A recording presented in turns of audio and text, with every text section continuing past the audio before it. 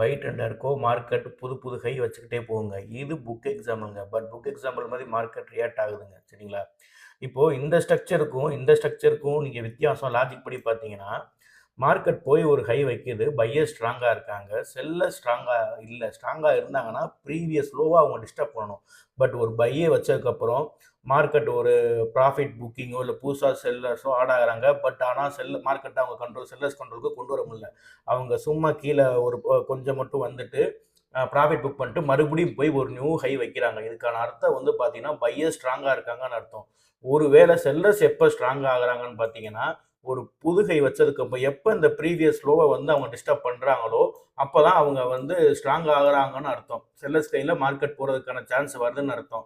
இது தெரிஞ்சால் மட்டும்தான் நம்ம யார் ஸ்ட்ராங்காக இருக்காங்கன்னு சொல்லிட்டு அவங்க கூட நம்ம வந்து ட்ராவல் பண்ணுவோம். சரிங்களா? இப்படி நம்ம லாஜிக்கோட தாங்க நம்ம ஃபுல்லாக பார்ப்போம். நீங்கள் நம்ம வீடியோவில் வந்து பார்த்தீங்கன்னா நம்ம அட்வான்ஸ் லெவலாக தான் எல்லாமே higher and high lower low சொல்லி கொடுத்துருப்போம். இது எல்லாத்துக்குமே யூஸ் ஆனதாக இருக்கும். நம்ம சேனல் வீடியோ 13லேருந்து 17 வரை ஒவ்வொரு சீரீஸ் நம்ம சாப்டராக போட்டிருப்போம். ஒரு சீரீஸ் மாதிரி நீங்கள் பாருங்கள். நமக்கு அது ரொம்ப யூஸாக இருக்கும் நம்ம ட்ரேடுக்கு.